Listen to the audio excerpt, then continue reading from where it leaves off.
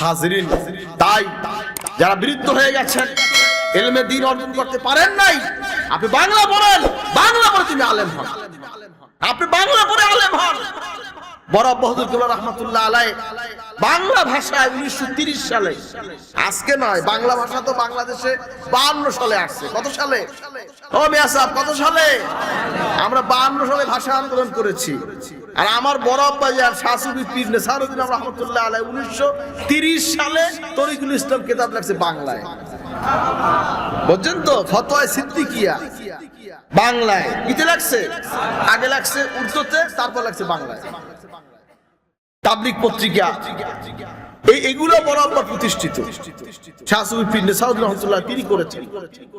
হাজরিন ভাইরা আমার, এগুলি মুরব্বিদের ফেরাসাত।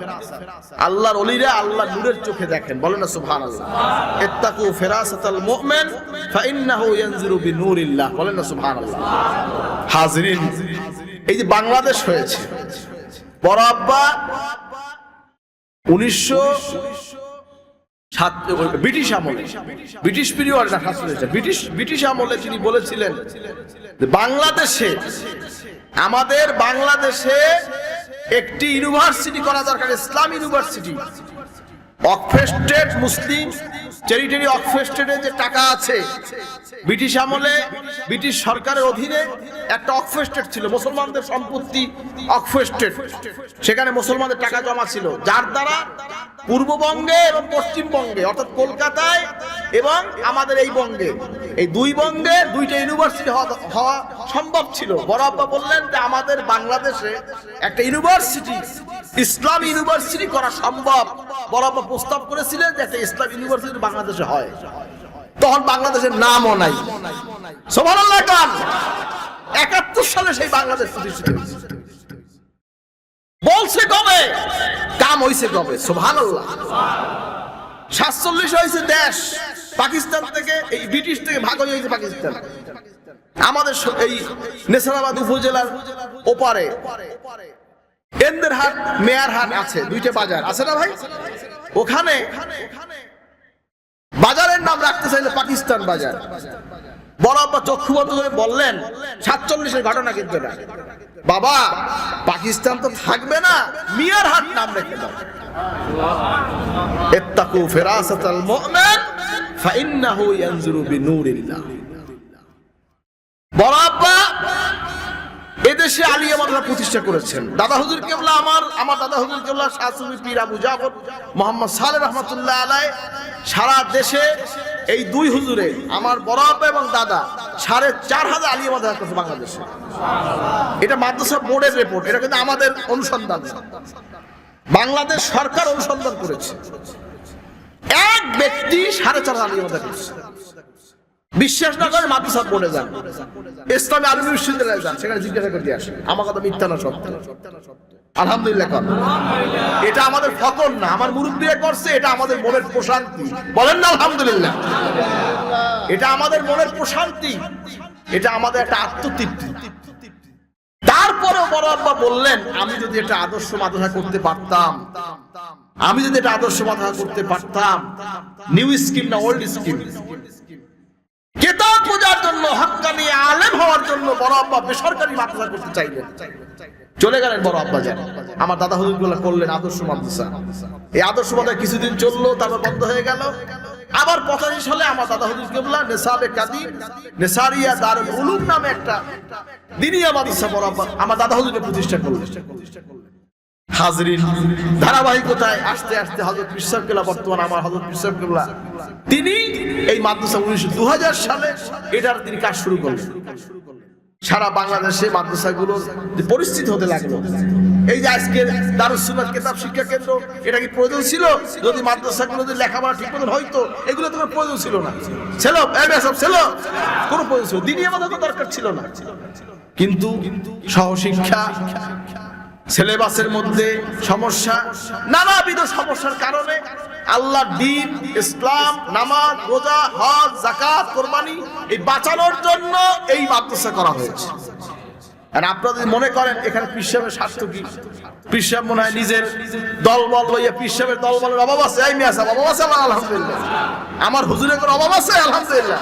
আমার হুজুরের জন্য আমার আল্লাহই যথেষ্ট, একে দরকার নাই, আমার আল্লাহই যথেষ্ট ইনশাআল্লাহ।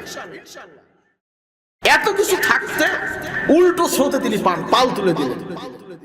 নদীর স্রোত একদিকে, সাগরের স্রোত একদিকে, আর আমার হুজুরের স্রোত আর একদিকে। আমার হুজুরের স্রোত মদিনা শরীফে, বলেন আলহামদুলিল্লাহ। আর তোমাদের স্রোত কোথায়? তোমাদের স্রোত কোথায়? তোমাদের স্রোত হলো যেখানে কোনো অস্তিত্ব নাই, যেখানে গেলে ওই আটলান্টিক মহাসাগরে একটা কুয়ার মতন আছে, কি বারমুডা কি যেন একটা কি জানি আছে, একটা কি আছে না, কি বারমুডা ট্রায়াঙ্গেল না কি যেন একটা আছে। তোমাদের স্রোত কাছে ওই দিকে, ওখানে গেলেই পর্বত গাঢ়, ওই কুয়ার মধ্যে পড়লে তো কাম শেষ। আল্লাহ আমাদের হেফাজত করুন, আমিন। হাজরিন, এটা উদাহরণ বলছি আমি। অর্থাৎ শিক্ষার মধ্যে পার্থক্য আছে। একটা শিক্ষায় মানুষ জান্নাতে যাবে, আর একটা শিক্ষায় মানুষ জাহান্নামে যাবে।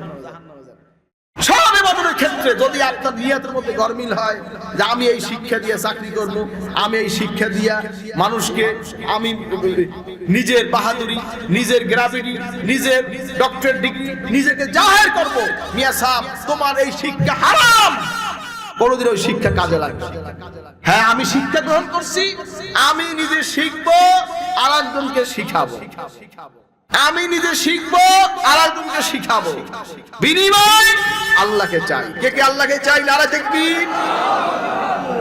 এইটা যদি হয় কামিয়াব। যদি গরমিল হয় সব কিন্তু খালে চলে যাবে। সারাদিন রান্নাবাড়ি করে মেহমান আপনার ঘরে হাজির, এখন যদি টেরে সাজাইয়ে নেবেন মেহমানের সামনে, আর টেরে সাজাই যদি তার নদীতে ছাড়িয়া, অবস্থা হবে কি অবস্থা হবে? আমাদের কিন্তু এই পালা হইতেছে, মনে রাখছেন কথাটা। এই বিল্ডিং পড়ে থাকবে, এই জমিন পড়ে থাকবে, আমরা থাকবো না। যারা থাকবে চেয়ে চেয়ে দেখবে, আর কিছু থাকবে না। সাজাইয়ে যদি মুখে দিতে না পারেন, চাইয়ে চাইয়ে দেখতে, চাইয়ে তাকাই থাকবে, যা আমার পূর্বপুরুষরা কি করে গেল, আমরা কি করতেছি, হবে কিন্তু পালা এইটা। আসুন আল্লাহ পাক আমাদেরকে সঠিকভাবে ইলমে দ্বীন নিজেদেরকে অর্জন করার এবং শিক্ষা দেওয়ার আল্লাহ পাক আমাদেরকে তৌফিক দেন। বলেন আল্লাহুম্মা আমিন, জোরে বলেন আল্লাহুম্মা আমিন।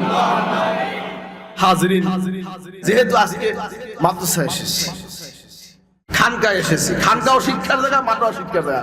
হারুন ভাই কইবে যে হুজুর খানকা কথা কইলেন না, এই অবস্থাতে 12টা বাজবে আমার। হাজরিন, আলহামদুলিল্লাহ, যাই হোক, এটা খুশির খবর। এখানে খানকাও আছে, মাদ্রাসাও হয়েছে, কারণ আলহামদুলিল্লাহ। যাই হোক, আল্লাহ পাক এই উদ্দেশ্যকে কামিয়াব করুক, এটা আমি চাই। আল্লাহ কবুল করবেন, আমিন। আল্লাহর জন্য জানি হয়, এই সিলসিলার খেদমতের জন্য জানি হয়, সঠিক নায়েবে রাসূল ওয়ারাসাতুল আম্বিয়া পয়দা হয়, এইটা আমরা চাই। কে কে চাই? নারে তাকবীর। যারা আপনাদের ছেলেরা নাহু সরবে দুর্বল আছে, কিতাবে দুর্বল আছে, আপনারা এখানে দেবেন, এখান থেকে হেফজুখানায় দেবেন, দিয়ে এদেরকে পাকা করিয়া তারপর হোস্টেল হয়ে যাবেন। রাজি আছেন তো? কে কে রাজি? দেখতে চাই, নারে তাকবীর। আলহামদুলিল্লাহ, আল্লাহ কবুল করুন, আমিন। হাজরিন, আজকে যে জায়গাটা বসা আমাদের হারুন ভাই, তারা এই জায়গাটা কিনছে, কারণ আলহামদুলিল্লাহ তার যত নিয়ত আছে আল্লাহ তো সব কবুল করে। বলেন আল্লাহুম্মা আমিন। এখানে অনেক কিছু তার প্ল্যান আছে, আল্লাহ পাক বিভিন্ন সমস্যাও আছে, আল্লাহ তার নেক আশা কবুল করে এবং তার সব আশা যেন আল্লাহ কবুল করে। আল্লাহ বলেন আল্লাহুম্মা আমিন। যাই হোক, কথা হচ্ছে এলেম ধরে রাখা খুব জরুরি হয়ে পড়ছে।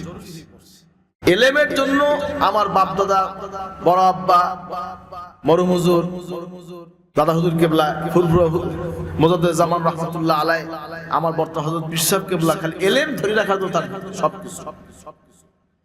হাজরিন, এলেম যেন বিদায় হয়ে না যায়।